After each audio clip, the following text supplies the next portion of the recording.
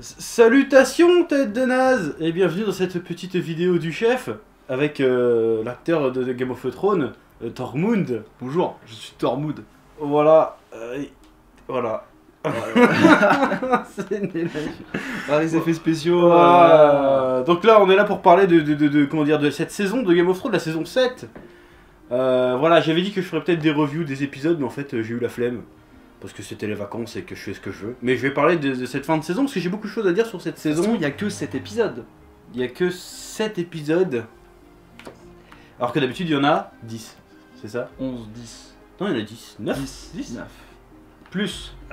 Entre 1 et 10 épisodes de chaque saison. Cette saison a fait beaucoup de bruit. Parce que c'est l'avant-dernière déjà. Et puis il y a eu pas mal de critiques des fans, des aficionados de la série. Et on va en discuter ensemble avec mon cher ami Boisdin. Je suis là pour décorer, je fais juste voilà, ping-pong. Et aussi parce que vous m'aimez pas, a priori. Et qui va se faire insulter. Voilà. Je pense que c'est un peu du racisme primaire. Je pense aussi. Il y a beaucoup de maghrébins dans Bref, que dire sur terrain glissant. Que dire sur cette... Ah oui, on précise, on va spoiler comme des petits malandrins. Parce que je dis plus trop de gros mots parce qu'en ce moment j'ai des problèmes j'ai besoin de sous. Ça voilà. S'appelle les copettes. Scrogneux. Donc voilà, qu'est-ce qu'on peut commencer par dire sur cette saison? Alors moi, tu veux commencer, je commence, qu'est-ce qui se passe? Moi je t'ai dit avant de tourner la vidéo, on pourrait commencer par justement les critiques, ce que les aficionados se reprochent à cette saison, parce qu'il y a eu beaucoup de changements. Est-ce que peut-être on pourrait resituer la saison? Peut-être. Resituons? Recitons la saison. Dans cette saison, il s'est passé pas mal de choses, hein, notamment. Je vais commencer, c'est une des critiques que je faisais avec Game of Thrones d'habitude, et je vais sûrement y revenir. Game of Thrones, jusqu'à présent, c'était un peu une série chorale d'Heroic Fantasy de bonne aloi, n'est-ce pas? Où on suivait plusieurs personnages dans leurs petites aventures, mais même s'il y avait une grande trame de fond, savoir qui allait poser ses miches. Au début, tout le monde était plus ou moins réuni. Dans la première saison, c'est exact. Hop, tout le monde s'est écarté, il s'est passé des trucs, etc. Et au fur et à mesure, il y avait trop de personnages. Enfin, trop. C'est un point de vue, mais il y avait beaucoup de personnages qu'il fallait suivre. Du coup, on avait que des petites bribes de chaque personnage. Il y en a même quelques-uns qu'ils ont enlevé, genre Bran. Ils l'ont carrément enlevé d'une saison en disant non, mais lui c'est bon. Voilà. Voilà, parce que ils se sont perdus. Et là, du coup, mais moi c'était un défaut que j'avais avec Game of Thrones parce que ce genre de concept là marche bien sur 3-4 saisons. Puis après, ça commence à être long parce qu'il se passe pas grand chose finalement. Parce que dans les 2 dernières saisons, c'est pas passé énormément de choses. Faut bien avouer que ça part beaucoup avancé. À chaque épisode dans les saisons d'avant, j'avais l'impression qu'il se passait toujours un truc pour un personnage. Ouais. Que les autres, ils avançaient un petit peu, on le voit avancer, puis on voit l'autre, il avance un peu, on voit l'autre, il avance un peu, et à la fin, il faut forcément qu'on parle de l'épisode, il faut que l'épisode on en parle, il se passe toujours un truc important pour un des personnages, et c'est tout. Alors que là, cette saison, ça a changé la donne. Vu qu'on a recoupé. Et il s'est passé plein de choses pour tout le monde en même temps, c'était n'importe quoi. En fait, les intrigues sont devenues l'intrigue. Et notamment, ce qui marque le dernier épisode, c'est que vraiment tous les personnages, pour une fois, enfin depuis le premier épisode en tout cas, se retrouvent vraiment tous ensemble. Des personnages qui s'étaient même des fois jamais vus. Jamais croisés. Ou alors croisés de très loin, ou il y a très longtemps, qui étaient ennemis, tout le monde. Voilà, c'est ce que dit Tyrion même à un moment, on s'est fait du mal aux uns aux autres, mais voilà, nous sommes quand même unis face à l'adversité. J'ai failli pleurer. Ouais. Enfin c'était chiant parce que tu voyais sa tête à lui, après tu voyais que des genoux en face, c'était... Non, c'est honteux, ma blague est carrément honteuse, je vais la couper au montage. Ah, tu seras pas monétisé là? Je vais pas être monétisé là, je suis ondiphobe, je sais pas comment on dit. J'ai la saison de Je suis dans le gardien, je fais absolument rien. Regarde Fort Boyard, il n'y a pas de problème. Enfin bref, donc cette saison me marquait un tournant. Et à cause de tout ce que t'as dit là, les gens reprochaient que ça allait vite. Et bah voilà, je vois justement cette critique que cette saison allait vite, je suis pas d'accord. Elle va plus vite. Voir un moment et tiens, il faut que j'aille à Port-Royal, la scène d'après il y est. Alors que dans les saisons d'avant, ça prenait la saison quoi. Moi le passage où ça commence un peu à me lâcher, c'est quand il était tout seul sur le bateau avec le pote à Targaryen là. Ah c'était long. C'était long. C'était grave long. On s'en fout au bout d'un moment. Mais en fait, je pense que pour les premières saisons, c'était important qu'on connaisse les personnages, qu'il se passe des choses pendant qu'ils voyagent, qu'on se rende compte de l'importance de l'univers, du fait que au moindre coin de rue il peut y avoir un connard, que dans un bar tu peux rencontrer quelqu'un, enfin dans une non, c'est pas des bars, dans une auberge tu peux rencontrer quelqu'un. Tout ça c'était très important pour mettre en place l'univers, les personnages, etc. Mais à un moment, au bout de 3 saisons, tu fais voilà, merde quoi. C'est long. Surtout qu'entre temps, il y en a qui sont rajoutés. Hein, oui. Il y a un moment, il y a eu le côté ovale et tout, avec. Enfin, ovale, pas la forme, le Val. Tu sais, le Val avec sa tente tordue qui allait de son gosse de 15 ans là. Il est ni rond ni carré, il est ovale. Montre de balle. Voilà, je vais mettre. C'est Camoulox. Non, d'accord. Non, mais d'accord. Et donc, ça devenait un peu opaque, un peu touffu. Tu vois ce que je veux dire? Et du coup, moi j'ai bien aimé cette saison justement que, enfin, je vais me répéter, mais que tous les récits convergent. Et non pas divergent, parce que ça fait beaucoup. C'est très drôle. Et qu'enfin l'histoire avance réellement. Genre là, on sent qu'on approche de l'acte final. Elle a toujours avancé, mais. Avant, ça a avancé assez lentement. Si au début t'étais là, à la fin t'étais juste ici. Voilà.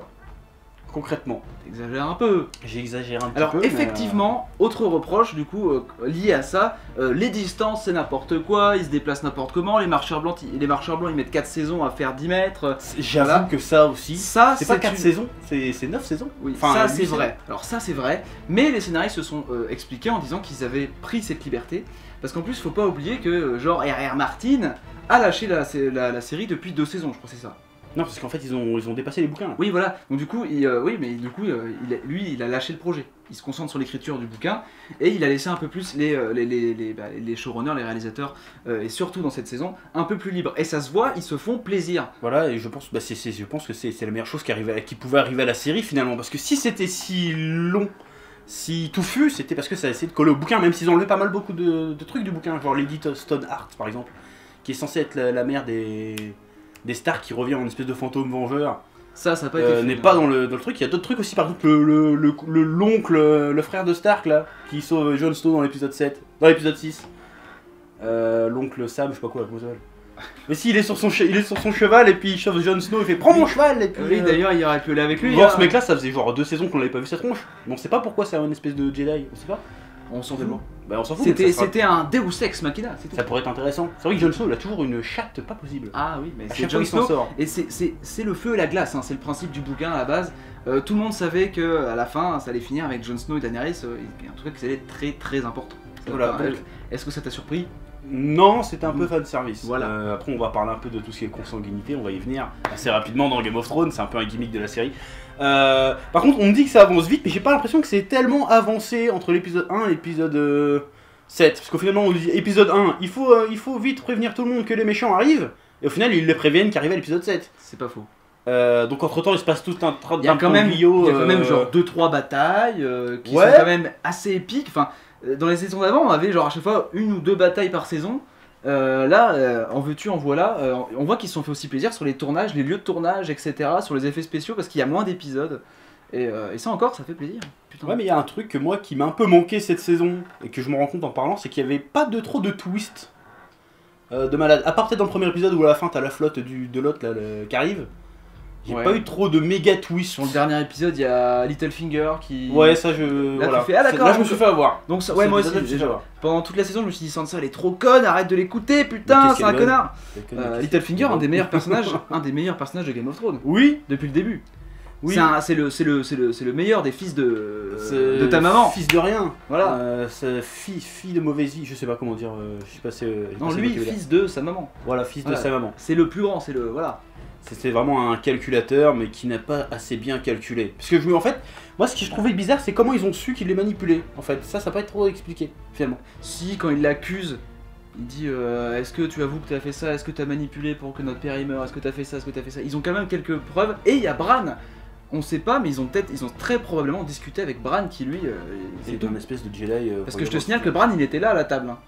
Il a fermé sa gueule, mais il était là assis à côté de Sansa. Hein.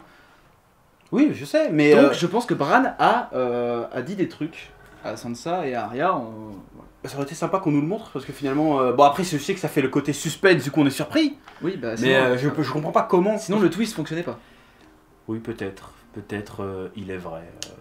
Mais très peu de surprises dans cette saison, c'est ça que tu disais à la base. Et je suis d'accord avec toi, c'est vrai que surtout l'épisode 6, là l'épisode 6 il était ouf, hein, avec le dragon, etc. Mais aucune surprise. C'était un épisode de full action, full action, full, un peu fan service, mais qui fait très plaisir à regarder. Hein. C'était peut-être le seul épisode, à part avec la bataille avec les dragons, qui partait, où j'ai vraiment eu l'impression que Game of Thrones partait dans vraiment de l'heroic fantasy pure et dure. Voir t'as des mecs avec des épées de feu, t'as le mec qui a son marteau, genre moi je préfère mon marteau et qui se battent contre des zombies. Si t'additionnes épée de feu contre zombies, dragon qui arrive, dragon zombie.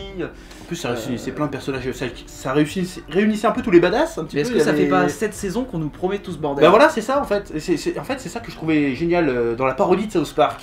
Il y a quelques saisons qui avait fait une parodie de Game of Thrones et qu'en fait à chaque fois les mecs disaient ça arrive quand et tout, et t'avais J.R. Martin qui arrivait qui fait attendez ça va arriver. Mais c'est pour ça, c'est pour ça qu'il y a très peu de surprises, et c'est normal, c'est parce que tout se réunit, ça fait 7 saisons qu'on nous promet que Daenerys elle va arriver, avec ses dragons, qu'elle va foutre le sbeul, enfin tout ça, on le savait, tout ce qui allait arriver là, on le sait plus ou moins en fait. On nous a filé tout ce qu'on attendait depuis 7-8 ans maintenant, finalement. Donc faut pas... Donc, voilà, donc où est la surprise? À part le coup du dragon, qui certes était surprenant, mais arrivé dans la dernière scène de l'épisode 7, bah tu savais que ça allait finir là-dessus. D'ailleurs, le dragon, donc oui, c'était surprenant. Par contre, le fait que Jon Snow et les autres n'aient pas pensé au fait qu'il y aurait un dragon zombie, parce qu'ils ont vu un ours, ils ont affronté un ours zombie juste avant. Donc ils savent qu'ils peuvent réanimer aussi les animaux et les créatures. Mais ils savent qu'il est tombé dans l'eau et ils savent que les zombies peuvent pas nager. Oui, enfin bon, moi j'aurais quand même émis l'hypothèse que les gars, on a laissé un corps de dragon là-bas. Voilà. C'est chaud. C'est chaud. Après, comment il fait pour voler s'il y a des trous dans les ailes? Ça, j'ai pas trop compris. En plus, ce dragon avait été teasé dans une des affiches de la saison avant qu'elle sorte. Ah merde. Ouais, parce qu'on voit, il y a une affiche, t'essaieras de la trouver pour la mettre, où on voit juste un œil de dragon en gros plan. Je sais pas si tu t'en souviens. Non. Et bah il est bleu. Ah zut. Cet œil de dragon. Ah bah, mais personne n'a calculé en fait. Mais moi maintenant ce que je me pose c'est la saison 8, j'ai un peu peur parce que là on nous annonce la grosse guerre. Contre un ennemi commun. Donc et là jusqu'à présent ce qui faisait la force de Game of Thrones pour moi, c'était tout ce qui était jeu de pouvoir. Il y a Cersei qui va leur arriver dans le cul aussi. Ah, c'est pas sûr. C'est pas sûr. C'est tout ce qui était jeu de pouvoir, manipulation et tutti quanti. Ah, et là ça a l'air d'être fini. Est-ce qu'on va arriver dans du full baston qui va partir dans du Seigneur des Anneaux où ça va être que de la grosse bataille et de l'héroïsme à tout va? Ou est-ce que on va continuer? On vient de dire c'est fini, non c'est pas complètement fini parce que même là encore, Cersei elle l'aura fait à l'envers, tu vois, il y a encore des petits jeux de pouvoir mais qui sont très limités. Dans le genre de surprise qu'il pourrait y avoir, il va forcément y avoir des morts, des nouveaux morts dans la prochaine saison. Par exemple, le frère de la montagne, Clegane. C'est ça? C'est Clegane. Grégor Clegane, mais je sais plus c'est quoi. Dans le dernier épisode, quand il le voit, il lui dit c'est pas comme ça que t'es censé mourir. Ouais. Donc je vais t'attraper, se dire. Ensuite, il y a la prêtresse qui a prédit à plusieurs personnes. Ah, c'est vrai, elle a disparu celle-là? Ouais, déjà on la voit plus. Il y avait une deuxième prêtresse qui s'était pointée à un moment donné. Si, quand l'autre elle était dans le désert là avec les pyramides, il y a une deuxième prêtresse rouge qui s'est pointée et puis elle servit à rien. Il me semble. Ouais, mais je me souviens pas tellement, c'est Osef. Ouais, bref. Mais elle a prédit la mort de plusieurs personnes aussi. Ouais. Donc voilà, donc tout ça, est-ce que en même temps, elle avait prédit que l'autre c'était le dieu du feu, je sais pas quoi, finalement. Est-ce que ça va pas se passer? Ouais, mais bon, elle a quand même ressuscité Jon Snow, donc c'est pas n'importe qui. On a une petite révélation concernant Jon Snow aussi. Enfin, on savait déjà. Non, on le savait. Bah, on le savait, comment ça on le savait? Non, on savait pas pour le fait que le mariage était. On savait que c'était un Targaryen, ouais. Mais on savait pas que c'était le Targaryen. Qu'il était légitime, qu'il s'était marié. Ça, on le savait pas et c'est très important parce que ça veut dire que depuis le début de la série, pourquoi le roi fou il part en guerre? Parce que l'autre lui a piqué sa femme. C'est pas le roi fou qui part en guerre, c'est Baratheon qui part en guerre avec les Stark contre les Targaryens. Je confonds les noms, mais voilà, Baratheon à la base, en gros, ça veut dire qu'il s'est fait voler sa femme. Depuis le début de l'univers, enfin de tout ce bordel, pas l'univers, mais depuis le début, Baratheon il est parti en guerre pour rien, pour une raison qui était pas bonne, parce qu'en fait ils se sont vraiment mariés et il lui a pas piqué sa meuf. Donc ça veut dire que depuis le début, Game of Thrones est une supercherie, enfin c'est un quiproquo, mais en fait c'est de la faute du père Stark finalement. Tout parce qu'il a gardé le secret que sa sœur lui a confié. Donc moi j'ai envie de voir dans la saison d'après si tous les personnages vont se rendre compte de ça, si ça va faire mindfuck dans leur tête. Comment Daenerys elle va réagir au fait que Jon Snow... Genre j'ai pas compris par contre là, est-ce que c'est son cousin? C'est sa tante. Ou est-ce que c'est sa tante? J'en suis sûr, c'est sa tante. D'accord, bah tant que ça reste dans la famille, c'est sa tante. Ça passe. Mais du coup elle a le même âge que lui plus ou moins en plus. Ah mais c'est possible quand même. C'est possible. D'accord, ok. Je suis du Nord, je le sais. Donc c'est sa tante. Du coup, ouais, bah de toute façon, les autres sont frères et sœurs, ça ne dérange plus personne maintenant. Donc, pourquoi pas. Mais c'est bizarre ce délire quand même voilà. Mais ce qui est bien, c'est que en plus c'est vraiment un Stark du coup aussi. Bah, ça a toujours été considéré comme un Stark, mais vu que c'est le fils de Lyanna Stark.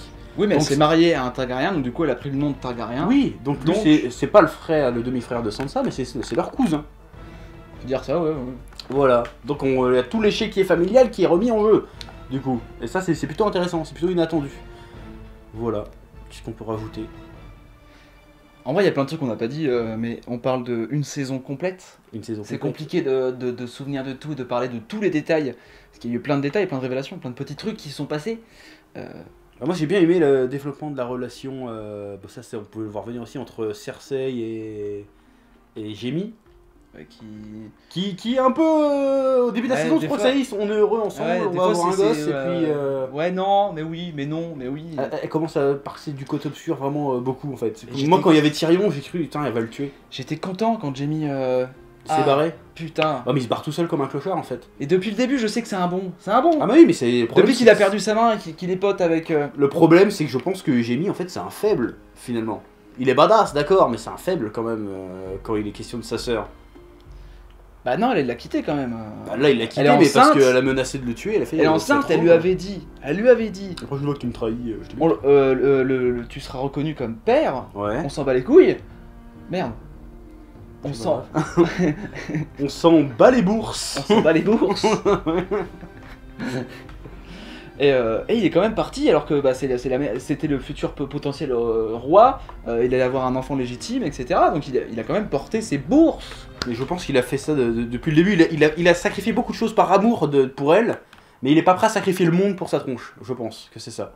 Pour parler un peu dans des... En fait, il a un peu de bonté, il aime encore son frère et ça se voit. La relation entre Tyrion et Jaime est très intéressante aussi. Et il est pas prêt à sacrifier tout ça, le peu de choses auxquelles il croit, le peu de bonté qu'il veut dans ce monde. Il est pas prêt à sacrifier, ouais. Voilà, donc moi j'ai vraiment hâte de voir si ça arrivera, une petite bataille avec Jaime Lannister et Jon Snow côte à côte, ça pourrait être très très... En fait, il sait que sa sœur est une mauvaise personne. Voilà. En fait, je sais pas si c'est une mauvaise personne, je pense que... Parce que dans la première saison, elle avait pas l'air méchante en fait, Cersei, elle avait l'air d'être comment dire... Tu sais, parce que quand elle parlait à Sansa, je me souviens, elle disait le seul truc que tu peux choisir, ou choisir d'aimer, c'est tes enfants, quand t'es marié de force à un truc. Parce qu'elle voulait pas être mariée avec Geoffrey à l'époque. Elle lui a expliqué tout ça. Parce qu'elle, elle a jamais aimé le Baratheon, finalement. Oui, mais elle est faible. Enfin, elle était faible. Bah, elle était soumise en fait, et elle a eu l'occasion de reprendre sa revanche sur la vie, puis elle est partie un peu trop loin, parce qu'elle a perdu ses gosses, elle a perdu sa famille. Elle est pas méchante pour être méchante. Oui, mais c'est devenu une énorme côte de porc. Voilà, mais comment... Qui sommes-nous pour juger? Voilà. Quelque part. Qu'auriez-vous fait à sa place? Alors déjà, j'aurais pas niqué mon frère, déjà, de base, je pense. Oui. Je pense. Oui, c'était... oui. De base. Ah, la relation Sansa... ah oui, le retour d'Arya. Sansa Arya. Ça, c'était cool, le retour d'Arya aussi. C'était sympa, parce que du coup, ça aussi, c'était une supercherie. Cette relation qu'on pensait un peu conflictuelle. En fait, c'était prévu depuis le début. Et nous, on était là en mode non, mais qu'est-ce que tu fais à ta sœur? Et après, Sansa, t'avais envie de lui dire mais arrête de faire peur à ta grande sœur. Elle a pas fait exprès de trahir. Elle a fait ce qu'elle pouvait pour survivre. Tu penses que c'était vraiment une comédie, ça? Je pense que tout était une comédie. Parce que là, c'est un peu fort. C'est-à-dire qu'elle a fait semblant de suivre Littlefinger, qu'il voit qu'il la suive, qu'elle l'a poussé à lui. Je pense que c'est un peu comme avec Bronn. Je pense qu'il y a beaucoup de non-dits pour qu'on ait la surprise. Voilà, et ça a fonctionné du coup. Mais non, mais ça tombe, ce sera expliqué dans la saison d'après. Ah ouais, parce que rétrospectivement, tu dis, il y a pas mal de trous quand même finalement. Mais qui sont bienvenus pour que nous on soit waouh. D'un coup, on est best friends comme parce ça. Parce que du coup, si j'ai raison, tout le truc de Littlefinger est prévu depuis le début. C'est-à-dire depuis l'épisode 2 ou 3 où elle revient à Winterfell. Ouais. Ça veut dire qu'ils ont une discussion. Et qu'ils en ont parlé, qu'ils ont tout prévu depuis le début. Parce qu'il me semble qu'Arya est au courant que Littlefinger avait balancé son père. Oui. Si je me souviens dans la saison 1. Oui, et même Sansa, elle est au courant que c'est pas un enfant de cœur. D'ailleurs, moi j'ai jamais compris comment elle le tolérait autant de temps. Ah ouais, parce que moi j'étais même persuadé qu'il était sur sa liste, moi à la base. Ouais, mais non. Mais en fait, non. Et du coup, elle l'a rajouté au dernier moment. Mais moi, par contre, je reformule. Moi, je veux voir une bataille avec Arya, Jon Snow et Jaime Lannister. Mais côte à côte. Ah, d'ailleurs, du coup, oui. Je reviens sur un truc. Arya sera forcément dans la bataille parce qu'on lui a donné le couteau. Le couteau en verre dragon, là. Le couteau en verre dragon qu'on lui a donné, que Bronn lui a donné, et Bronn, on dit Bran ou Bronn, je sais plus. On s'en fout. Il voit des trucs. Elle lui a pas donné pour rien. Voilà. Donc ça veut dire qu'à un moment, elle va devoir l'utiliser. Voilà. Alors là, elle l'a utilisé sur Littlefinger, mais on s'en fout. C'était juste pour loi du talion, tu vois. T'as essayé de tuer mon frère avec ça, moi je te tue ta mère. Donc déjà, il y a ça, mais je suis sûr qu'elle va l'utiliser sur un marcheur blanc. Je sais pas lequel. Possible. Ou elle peut peut-être buter un dragon avec. Parce que finalement, ça marche. Pourquoi elle ferait ça? Bah, parce qu'il y a un dragon méchant. Ah oui, le dragon, oui. Je vois bien un truc comme ça. Bah, après, tout le monde dit ça, les fans ils le disent depuis le début, c'est que le Bronn il va contrôler les dragons à un moment donné. C'est obligé. Il va faire fusion spirituelle avec un dragon, puis attaque éclair. Enfin, attaque. Je suis pas sûr que ça plaise à Daenerys. Bah mais peut-être qu'il peut prendre le contrôle du dragon zombie. Non, moi ce que je vois c'est aussi Jon qui va aller sur un dragon en plus. Ah oui, il y a des chances. Bah, il s'est déjà monté des dragons, hein, on l'a vu dans l'épisode. On l'a vu chevaucher les dragons déjà, ça devrait bien se passer. Voilà, bah moi je trouvais que c'était. Ah bah là il a plié le genou hein. Voilà. Là il a plié le genou. Elle aussi un petit peu, je pense. Ça devient très très beau. Rappelons-nous qu'ils sont de la même famille. Bref. Donc voilà, qu'est-ce qu'on peut rajouter sur cette saison? À part que c'était sympa, que j'avais l'impression que ça rentrait vraiment dans de la fantasy et qu'enfin on nous filait les. La série tenait ses promesses par rapport à début de la série. On utilisait des. C'est un peu le côté des loups géants par contre, il m'a déçu dans la série, parce qu'on n'en voit plus des loups géants. On en a vu un vite fait dans la série 2. Oui, mais il servait pas à grand chose. Mais je pense qu'il va revenir dans la bataille. C'est peut-être par rapport à Péta et à Tyrion, là, l'acteur qui a dit oui, mais attention, faut sauver les Huskies. Depuis le début de la série, il y a 700% de plus de gens qui adoptent des Huskies, après ils les abandonnent. Non, je dis ça, non, c'est de la merde. Ouais. Enfin bref, c'était une très bonne saison et j'ai hâte de voir la prochaine qui sortira qu'en 2019. Et du coup, on n'a pas parlé du fanservice, juste. Ah, il y a du fanservice. Ceux qui reprochent à cette saison d'être que du fanservice, vous avez pas bien regardé Game of Thrones en fait, parce que comme on l'a dit, tout était fait pour qu'on aille jusque là. Ouais, mais tu sais pourquoi? Parce que en fait, on a vu que ce qu'on était censé voir en fait. Parce que dans toutes les saisons, on tue un personnage qu'on aime bien, tu vois. Tu vois ce que je veux dire? Oui. Alors que là, on a tué que des méchants finalement. Oui, mais il y a un moment, faut qu'il en reste un petit peu quoi. Bah voilà, je pense qu'il était temps d'éliminer les ennemis secondaires pour balancer le boss du game qui sont un peu les marchands blancs. Mais du coup, je me demande si ça va pas être. Il y aura peut-être pas un peu moins d'enjeux finalement pour les personnages de. Un gros méchant roi zombie de glace qu'on connaît pas. Alors que là, c'était des histoires de vengeance, de trahison, de. Est-ce que ça va pas perdre un peu de son piquant? Ça va être spectaculaire, hein, mais est-ce qu'il y aura moins de. Déjà, de toute façon, il y aura un dialogue avec lui, on sait pas. Ah, peut-être. On sait pas s'il parle en fait. Imagine, il y a une toute petite voix genre. Ça serait trop marrant. Ça tombe, il va être sympa, il va arriver, il va faire. En fait, on veut juste un bout de lopin, genre là, et on vous laisse tranquille. Ils ont plein de glace partout, là, qu'est-ce qu'ils cassent les pieds? En plus. Je pense qu'il y a un délire qu'on comprend pas, genre ils veulent juste éliminer les vivants. Je pense qu'il y a encore. Il y a peut-être qu'il va arriver devant la Targaryen à faire je veux t'épouser. Bah si, pourquoi pas? Ça se trouve maintenant ça va changer, en fait l'autre il va conquérir des territoires et puis après ils vont devoir négocier ou. On sait pas. Ouais. Ça pourrait être cool. Ah bah, ouais. Voilà. Est-ce qu'il serait peut-être temps de conclure? Oui. Parce que là on est parti en. En plus s'ils négocient, ils vont faire quoi? Ils vont le recevoir avec du vin? Bah non, mais du coup faut des glaces. Ouais. Et là ils l'empoisonnent avec un truc chaud, ils font. Bah, je sais pas où ils veulent en venir avec ce roi zombie de la nuit là. Voilà. Je me demande s'il est pas un peu hors de propos. Tu vois ce que je veux dire? Mais c'est l'épée de Damoclès qui arrive, c'est tout. Elle était censée arriver, c'est le Winter. Dans le contexte, depuis le début, Winter is coming, Winter is coming. Très comment dire, très les rois maudits. Je sais pas si tu Moi je pense que c'est symbolique. C'est juste Winter is coming. Voilà, c'est bon, ils sont là. C'est une menace qu'on peut pas arrêter, qu'on peut pas raisonner, et c'est tout. Oui, mais c'est pas ça que je veux dire, c'est dans le contexte où jusqu'à présent, Game of Thrones c'était quelque chose de politique, trahison familiale, jeu de pouvoir. Est-ce que du coup c'est pas complètement un truc à part? Un peu facile. Non, ils nous le vendent depuis le début, cette histoire de la fin du monde, certes, les marcheurs blancs, tout ça. Comment ils vont le lier à ça en fait? C'est ça que je me pose comme question, pour que ça soit reste ils l'ont fait là, il y a en mode il faut qu'on s'allie tous contre la menace commune, etc. On fera nos petits trucs, tous nos petites histoires politiques après, parce qu'au final c'est pas important. Là on parle vraiment de tous vivre, quoi, tous autant qu'on est. Mais il y a quand même Cersei qui veut faire sa pute derrière, etc. Peut-être que Cersei elle va essayer de s'allier avec le roi de la nuit, peut-être aussi, pourquoi pas. Ça peut être.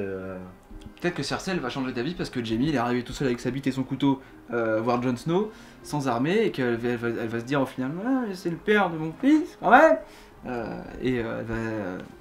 elle va se rallier à eux parce qu'elle veut récupérer Jaime ou peut-être qu'ils vont faire prisonnier Jaime pour faire plier Cersei. Mais entre parenthèses c'est quand même bizarre qu'ils aient 4 gosses et il n'y a pas un seul qui soit un peu son frère et soeur quand même. Tu vois ce que je veux dire? Bah, ils ont pas. À un moment donné, ils devraient croiser les chromosomes quoi. Ils étaient pas tous fut hein. Bah, il y a Geoffrey, il était un peu fou, mais il était tout à fait viable. Je veux dire, enfin, tu vois ce que je veux dire? C'est quand même marrant que ce soit leurs parents qui Tyrion, tu vois, mais eux ils ont que des beaux gosses. Mais t'as raison, je crois que c'est du trisomic washing. Ah ouais? Ouais. Pas forcément trisomique, il y a plein d'autres trucs. Non, tu mettras surtout pas ça. Non, mais il y a plein d'autres trucs possibles. C'est bizarre. il fait 4 gosses à sa sœur, il y en a pas un qui sont retardés, c'est pas normal. Ils allaient pas prendre des... ils ont pris des vrais acteurs, quoi. Après, ils allaient pas leur demander de jouer les gogoles.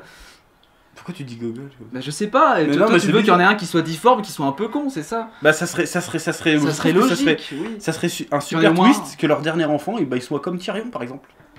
Ah mais ouais. Ça serait beau. Donc t'es en train de dire que les nains c'est pas des gens normaux? C'est pas ce que je suis en train de te dire. C'est pas ça que je dis. T'es en train de dire que tous les nains ils sont nés d'une consanguinité? Bah ça serait plus cohérent, je suis désolé. Bah non. Enfin quand même. Je vois pas qu'est-ce qu'il y a de choquant. Je trouve ça bizarre qu'ils aient 4 gosses entre frères et sœurs, mais c'est même pas demi-frère, demi-sœur, c'est sœur-sœur. Ils sont jumeaux en plus. Si je dis pas et qu'il n'y en ait pas un qui a un souci. Ils sont jumeaux. On va arrêter de dire des conneries, un souci quelconque. Voilà, c'est bizarre. Après ils ont pas tenu longtemps. Hein. Certes, ils avaient ils étaient prédestinés à crever. Voilà. Et que le dernier, comme on lui reproche souvent, enfin comme il reproche souvent à ses parents de l'avoir soit atteint de nanisme, ça serait rigolo. Ça serait le destin. Ça serait un petit pied de nez au destin, et peut-être qu'elle se rendrait compte que finalement, qu'importe les différences, c'est l'amour qui compte. Ouais. Et ça serait beau. Elle deviendrait gentille. Voilà. Bref, faut peut-être conclure une bonne fois pour cette fois. Bref, cette saison 7 de Game of Thrones était très bien, on fonçait dans de l'heroic fantasy pur et dur, ça tenait les promesses qu'on nous fait depuis 8 ans maintenant. 6 saisons, ouais, 8 ans. 8 ans. Donc à bientôt en 2019 pour parler de la suite. Voilà, c'est quoi nos attentes pour la suite? On en a parlé déjà. Oui. Laissez vos commentaires sur ce que vous avez pensé de cette saison. Mettez des pouces bleus. Insultez-moi. Abonnez-vous à la chaîne de Boisdin. Et de Vorobas qui tient le micro par terre en train de faire des cabrioles. Et je vous dis à bientôt pour de nouvelles aventures sur la chaîne. À vous les studios. Ah, je la pas, c'est dommage. Oh, putain, j'en ai trop marre. Eh oh, tu vas pas te barrer comme ça, hein? Tu vas laisser un pouce bleu? Un petit pouce bleu, hein? Puis tu regardes aussi les autres vidéos? Parce que voilà, tu t'abonnes? Ouais?